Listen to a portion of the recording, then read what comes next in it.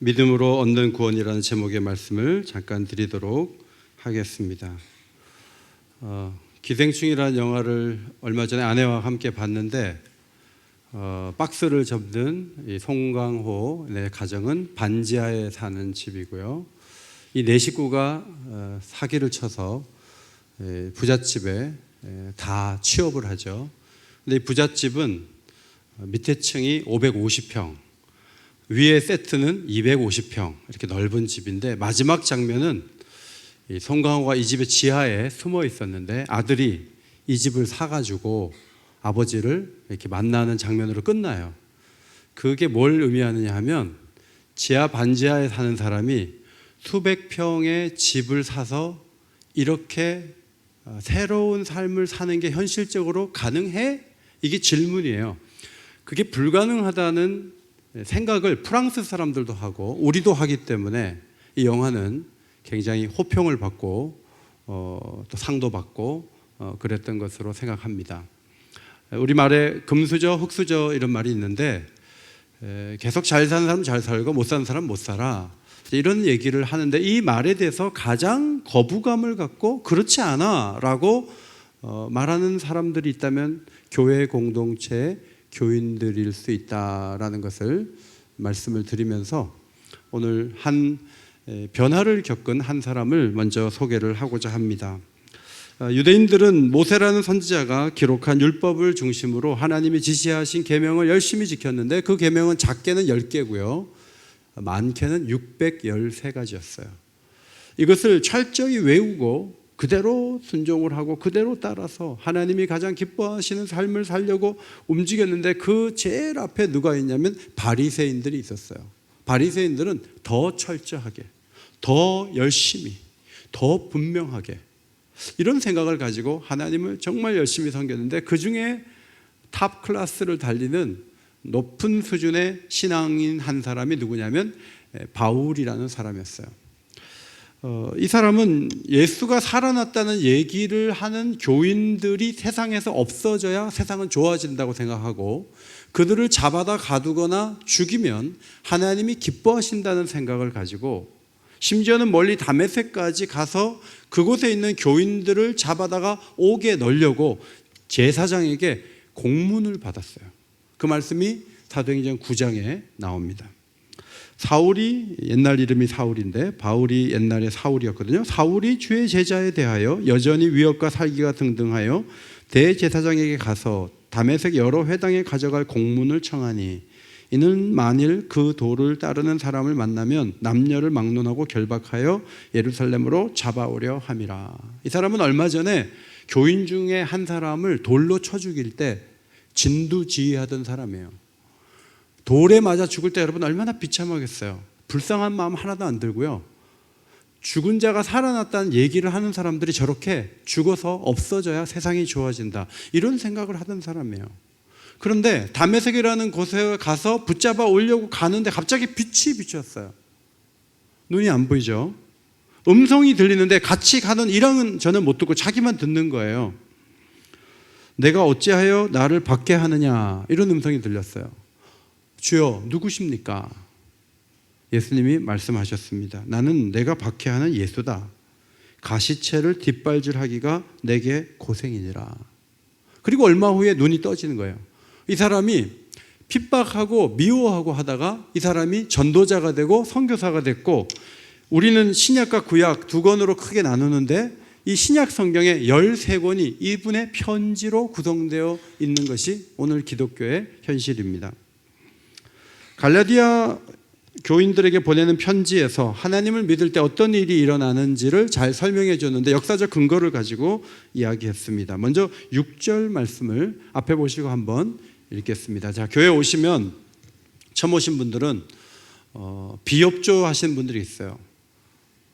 내가 이러다가 설득당하면 안 되는데 이러면서 정신을 바짝 차리자 이래가지고 읽으라 그래도 안 읽고 막 이렇게 화난 표정을 지으면서 계속 목사에게 안 좋은 그런 느낌을 계속 전달하는 그런 분도 계세요. 근데 오늘 오신 분들은 다 따뜻한 분들이 오셨는데 모든 일에 긍정적으로 열심히 한번 동참해 주시면 좋겠습니다. 6절 함께 읽습니다. 시작. 아브라함이 하나님을 믿음에 하나님은 그것을 의로 정하셨습니다. 아브라함이라는 사람은 이란 저쪽 끝에 우르, 갈대아 우르라는 지역에 살던 사람이에요. 지도를 보시면요, 저 우르라는 곳에서 하란이라는 곳으로 올라갔다가 하나님이 주신다고 하는 지금 이스라엘이 자리한 그 자리로 이사를 왔다가 비가 안 와가지고 애굽으로 내려갔다가 올라온 그 행적을 보여주는 화살표예요. 그는 이스라엘 민족의 시조입니다. 여러분, 신라의 시조는 박혁거세라고 사람들이 말하죠. 그 다음에 가야의 시조는 알이 6개가 내려왔는데 그 중에 하나가 깼는데 그게 김수로 왕이다, 이런 얘기를 하는데 이건 신화죠. 그런데 유대인들의 시조, 이스라엘의 시조는 신화가 아니고 실제 인물이었어요. 아버지는 데라고요, 형제들이 셋이 있었는데 아브라함이 장남이에요. 그런데 어느 날 하나님이 땅을 주신다는 거예요. 그 말을 믿고 먼 곳으로 걸어왔어요. 그런데 하나님이 이런 말씀을 주셨습니다. 창세기 15장 말씀입니다.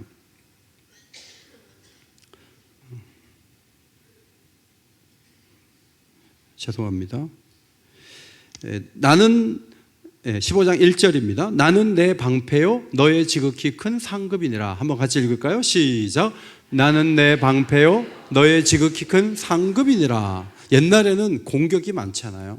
하나님이 방패가 되어주신다. 그리고 큰 상을 주시는데 하나님 자신이 너의 상이다, 이런 말씀을 하셨어요. 그런데 아브라함은 기쁘지 않았어요. 하나님, 저 상속자가 없어서 저희 집에서 자란 종 엘리에셀이라는 다메섹 사람을 제 상속자로 삼을 겁니다. 그랬더니 하나님께서 아니, 너희 집에서 자란 그 종을 상속자로 삼지 않고 내 몸에서 날짜를 상속자를 삼아야 돼. 그러면서 밖으로 좀 나와라. 밤이었나 봐요. 별을 봐라. 무별을 보니까 별이 우리 눈앞에 시야에 한 1000여 개 정도 보인다 그래요. 그걸 이렇게 봤는데 하나님 이런 말씀하셨어요. 내 자손이 이와 같으리라. 나이가 많은데 그렇게 자손을 어떻게 많게 하겠다는 거지? 참 의심할 수밖에 없는 얘기인데 아브라함은 그 말씀을 듣고 이렇게 반응했어요. 15장 6절이에요. 앞에 보시고 읽겠습니다. 시작. 아브라함이 여호와를 믿으니 여호와께서 이를 그의 의로 여기시고. 의로 여긴다는 히브리 단어는 체다카라는 단어인데 무슨 뜻인가 하면 정결하게 여긴다, 깨끗하게 여긴다, 그런 뜻이에요. 하나님은요, 존재적으로도 우리와 다르지만 하나님은 너무 거룩하셔서 깨끗하지 않으면 안 만나주세요.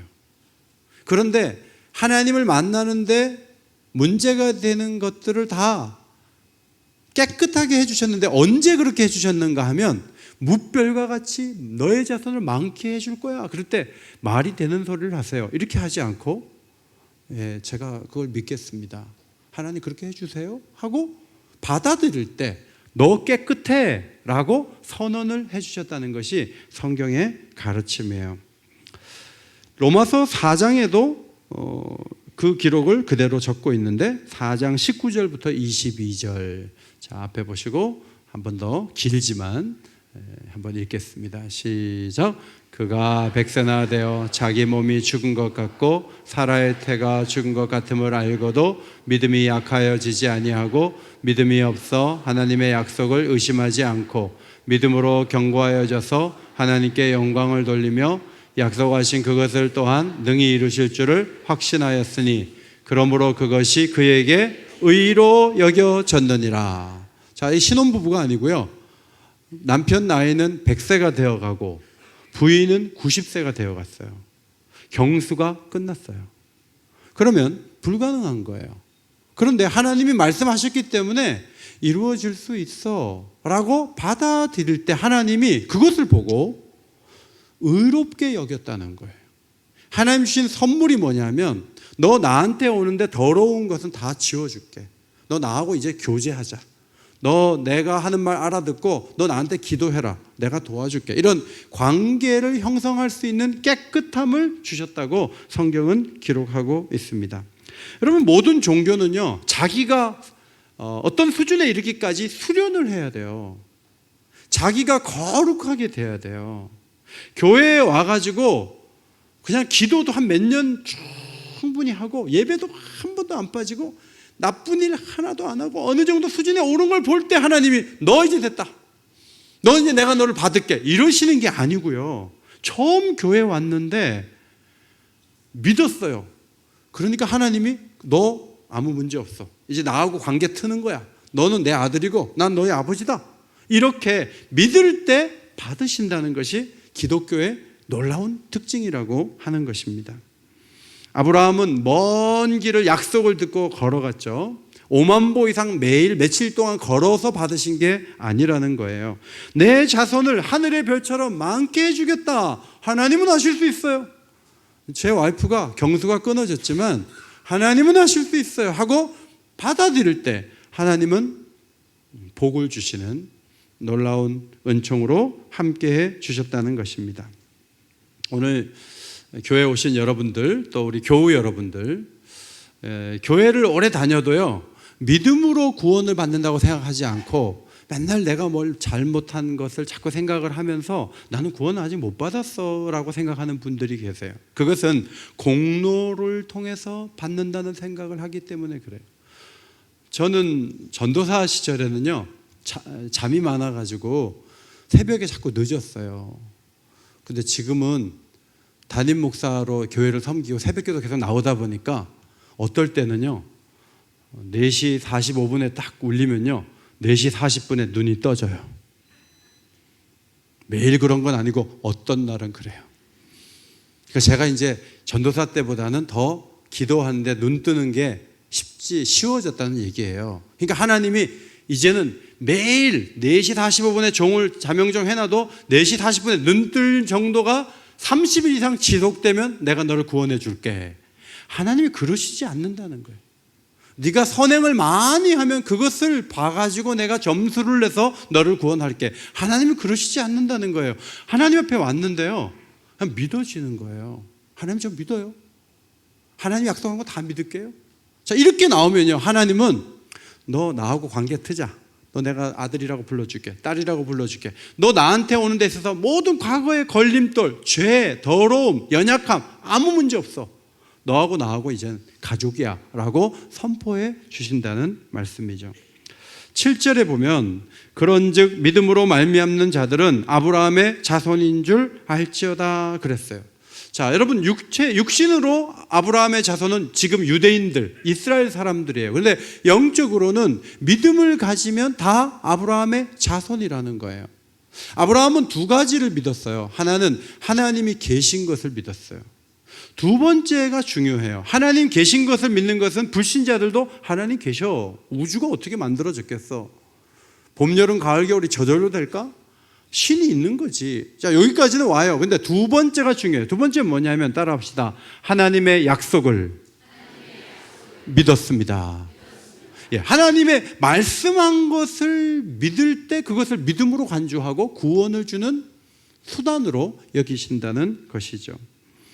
성경은 아브라함을 의롭게 여기셨다는 것은 아브라함만을 위한 것이 아니라 모든 사람을 위한 것이다, 그렇게 가르쳐 줍니다. 아브라함이 의로 여겨진 그 방법을 우리 모두에게도 적용을 하면서 로마서 4장 23절 24절 굉장히 중요한 말씀인데 한 번 더 수고해 주시겠습니다. 읽겠습니다. 시작. 그에게 의로 여겨졌다 기록된 것은 아브라함만 위한 것이 아니요 의로 여기심을 받을 우리도 위함이니 곧 예수 우리 주를 죽은 자 가운데서 살리신 이를 믿는 자니라 그랬어요. 자, 의로 여겨지는 것. 너 나한테 오는 모든 문제 없다, 나한테 와라, 나하고 이제 교제하고 네가 기도하면 내가 들어주고 내가 너의 방패가 되고 너를 도와줄게, 이렇게 관계를 열어주신 그 중요한 길목에 있는 중요한 아브라함의 순종이 뭐냐면 믿어주는 거예요. 하나님을 신뢰하는 거예요. 그럼 우리는 우리 자손이 많아진다는 것을 믿으라는 건 아니에요. 저는 4남매를 뒀어요. 저보고 하나님이 하늘의 별처럼 많아질 거야 그러면 제가 당연하죠 이럴 거예요. 4남매니까. 8남매 있는 분은 난 더 그건 분명한 사실이에요 할 거예요. 우리에게 그걸 믿으라는 게 아니에요. 우리가 뭘 믿으라고 하냐면 예수 우리 주를 죽은 자 가운데서 살리시는 것을 믿으라는 거예요. 여러분, 예수가 왜 죽었습니까? 그리고 어떻게 살아났습니까? 4장 25절이 설명해 주고 있습니다. 앞에 보시고 같이 읽겠습니다. 시작. 예수는 우리가 범죄한 것 때문에 내줌이 되고 또한 우리를 의롭다 하심을 위하여 살아나셨느니라. 하나님은 공의로운 분이셔서 죄가 있으면 형벌을 내리시겠다고 수백 번도 더 말씀하셨어요. 그래서 하나님은 하나님이심에도 불구하고 죄인이 그냥 가까이 오는 건 안 돼요. 하나님께 있을 수 없어요. 그래서 하나님은 죄인은 형벌을 받아야 되는데 그 형벌을 받으면 우린 다 죽어요. 그래서 죄 없는 사람을 찾는데 세상에는 없어요. 그래서 하나님의 아들은 사람이 아닌데 사람의 모양으로 태어나게 하시고 그 아들이 십자가에서 대신 형벌을 받게 하셨어요. 그래서 범죄함을 위해서 내줌이 되는 걸 첫 번째 믿어야 되고요. 두 번째로는 그분이 3일 만에 살아나신 것을 믿으면 우리 모두가 의롭게 되잖아요. 우리가 하나님께 나아갈 수 있는 길이 열리잖아요. 죽음에 눌리지 않을 수가 있잖아요. 그래서 예수님을 부활시키셨다. 그렇게 4장 25절에 말씀하고 있습니다. 여러분, 정결하게 되는 길은 어렵지 않습니다. 아브라함의 후손이 되면 됩니다. 아브라함의 후손이 되는 길은 믿는 것입니다. 교회는요, 모두 행복해서 교회 온 건 아니고 상처가 있는 분들도 많이 오시는데 교회에 이렇게 보면 아버지한테 상처가 있는 분들도 있어요.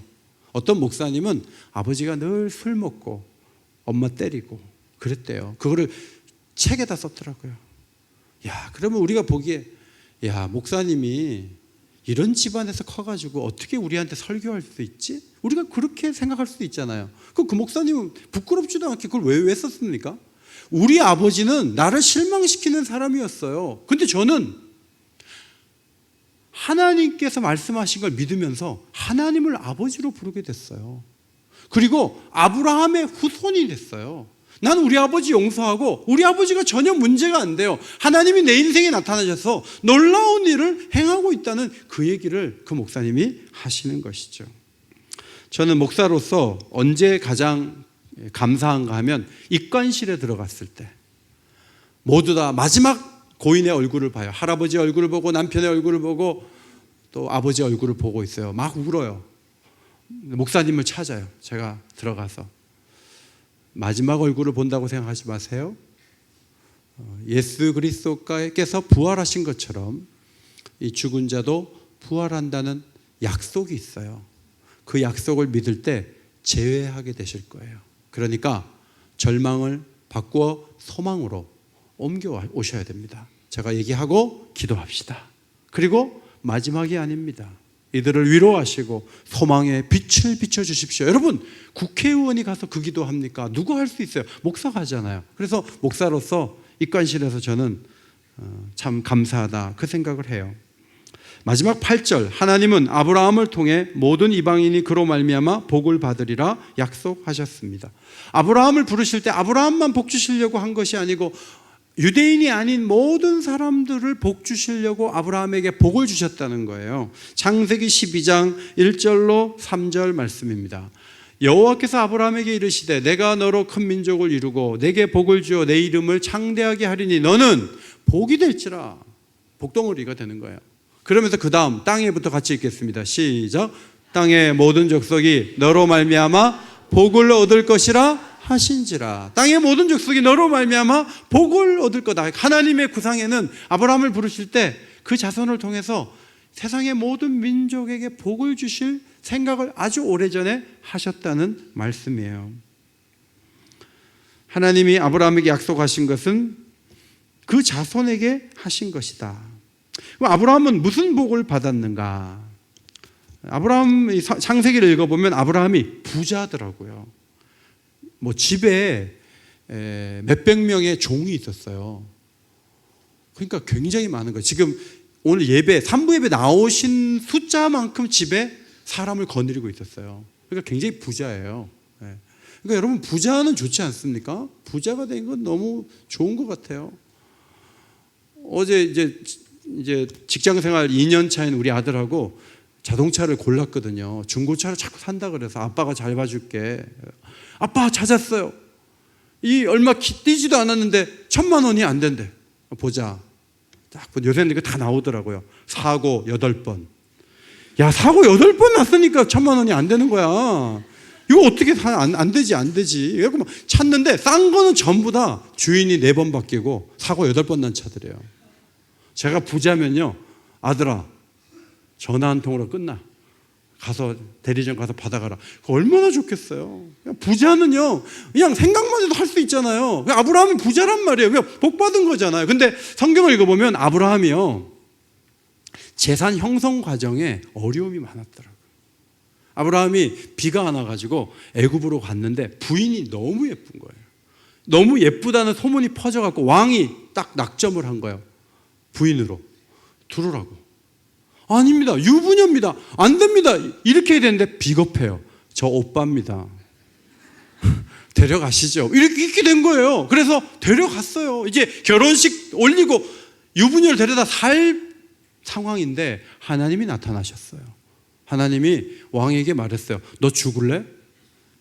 하나님께서 바로 왕이 아니 뭐가 문제입니까? 유부녀야.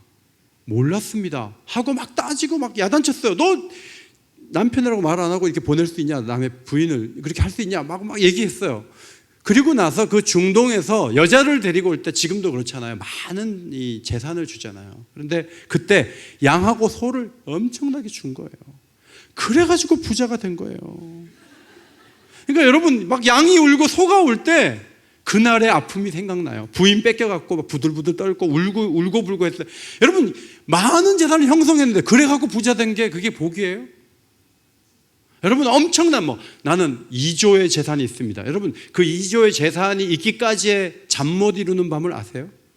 그 2조를 지키기 위해서 잠 못 이루는 밤을 아세요?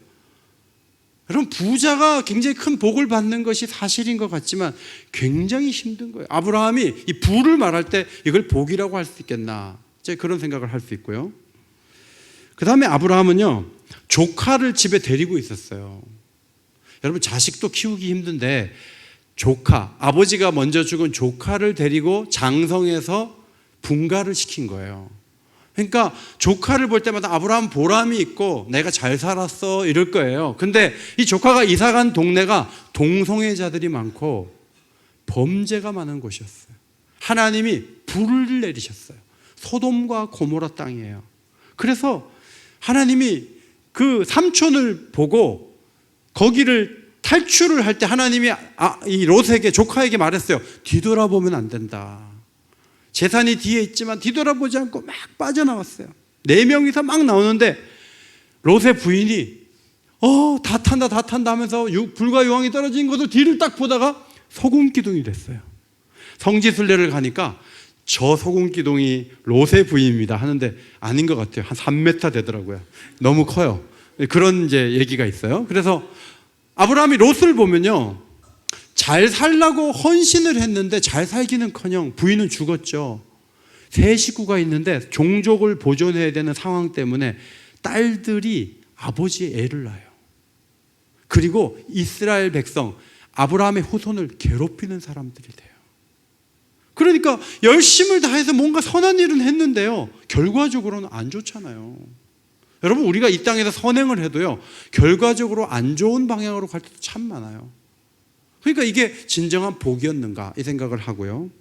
오늘 하나님 앞에서 여러분에게 말씀드리고 싶은 것은 아브라함이 마지막 받은 복, 따라합시다. 하나님의 약속을 믿어 의로 여겨주시는 복을 받았습니다. 예, 약속을 믿었더니 너 나하고 관계 트자, 내 자녀가 될 수 있다는 이 복을 이렇게 열어주셔가지고요.